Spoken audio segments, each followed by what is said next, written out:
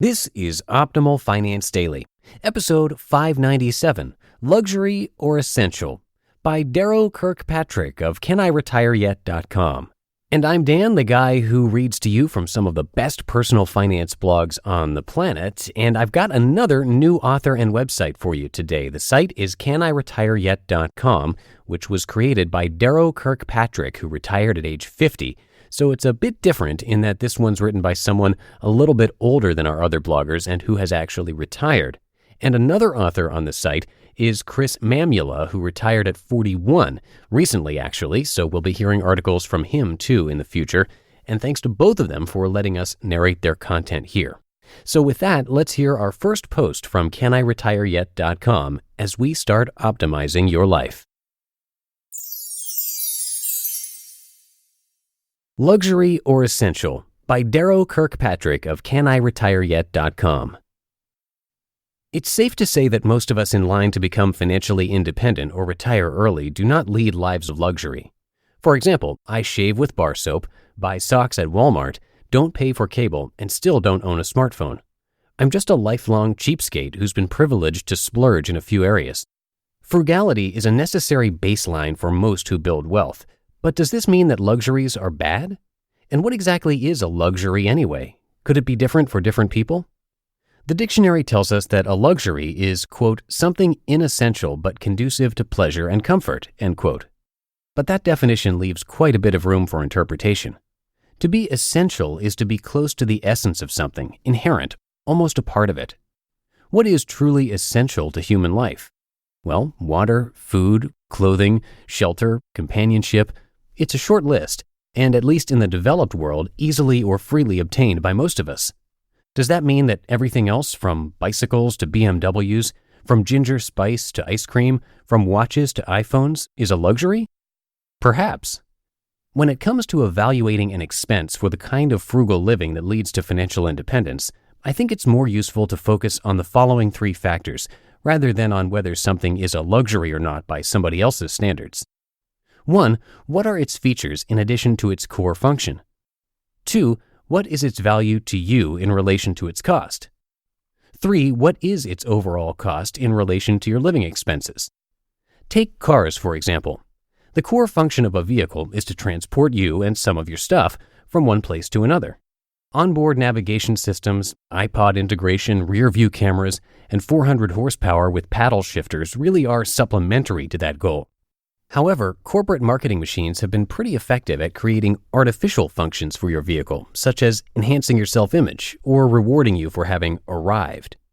When we bought our Prius in 2007, we wound up with a touring model because it was already on the lot in the color we wanted, and the dealer was willing to negotiate aggressively on price.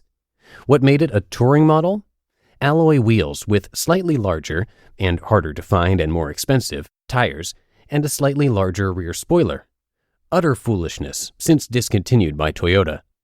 I'm glad we didn't pay more for these luxuries, which turned out to be slight liabilities in this case. But we do love our Prius, primarily because it has been cheap, functional, trouble-free transportation. Take our 2006 camper van.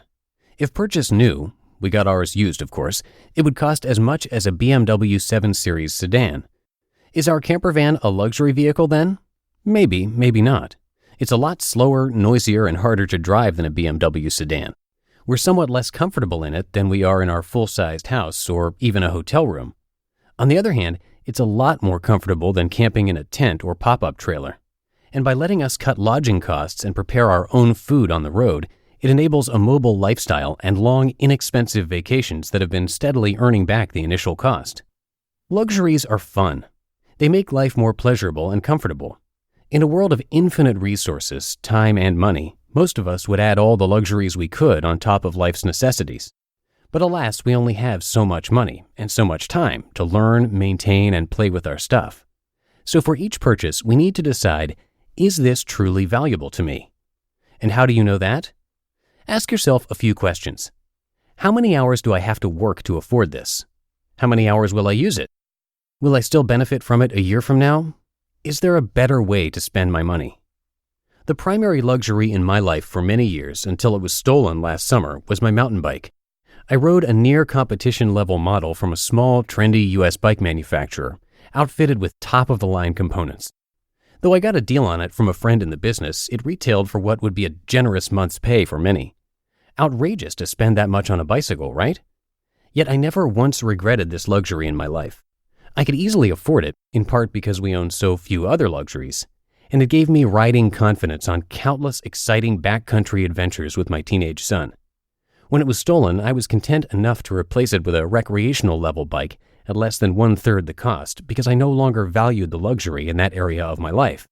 That brings us to a final question for evaluating luxuries in your life. Can you afford it?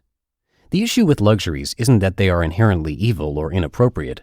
The problem is when you develop habits to the point that expensive luxuries become necessities, or you want them in all areas of your life. Take the well-worn latte factor. It's hard to find a personal finance website without either an article or calculator showing you how much you could save toward retirement if you swore off expensive coffee drinks. Well, I have a confession. We like high-end coffee shops and bakeries. Sometimes, usually on vacation, we go to them. But we've never lived near one, so it's never been part of our daily routine. A few times a quarter, when we are traveling away from home, it's a fun splurge, and it's never enough money to be more than a blip on our monthly spending. We could probably even afford a latte a day if we wanted, but then that would start to crowd out other potential luxuries, and coffee just isn't that important to us. So when thinking about the expenses in your life, ask yourself these 3 questions. 1. Is this optional? If so, then it is to some extent a luxury, and you should give it a little more thought before spending. 2. Is this truly important to me? If it's something you value over almost anything else, then you should prioritize that expense, as long as you can answer this 3rd question. 3. Can I afford it?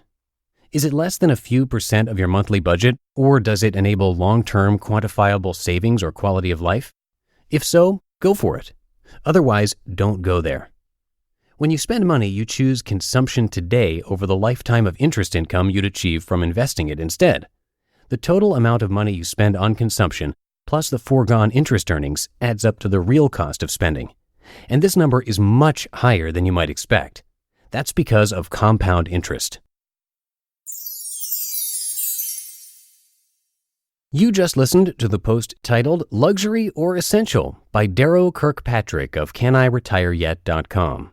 And thank you again to the guys at CanIRetireYet.com for their permission to share their posts, and definitely come by their site to show your support. They've got a lot of great info there, including roadmaps, blueprints, plenty of articles, and much more. And of course, I'll be bringing you more posts from them in the near future. So that's a wrap for today. Have a great rest of your day, and I'll be back with you tomorrow, where your optimal life awaits. Hello, Life Optimizer. This is Justin Malik, creator and producer of this podcast, but also Optimal Living Daily, the show where I read to you from even more blogs covering finance, productivity, minimalism, personal development, and more from incredible bloggers like Derek Sivers, Zen Habits, Mark and Angel, The Minimalists, and all the ones you hear on this show too. So if you enjoyed today's episode and like taking amazing blogs on the go, come on over to Optimal Living Daily and subscribe to that one too. And together, we'll start optimizing your life. You've been listening to Optimal Finance Daily. Be sure to hit the subscribe button to stay up to date on each new episode, and head to oldpodcast.com, that's OLDpodcast.com, for a free gift as well as more actionable tips and resources to help you maximize your potential. Thanks for joining us, and remember, your optimal life awaits.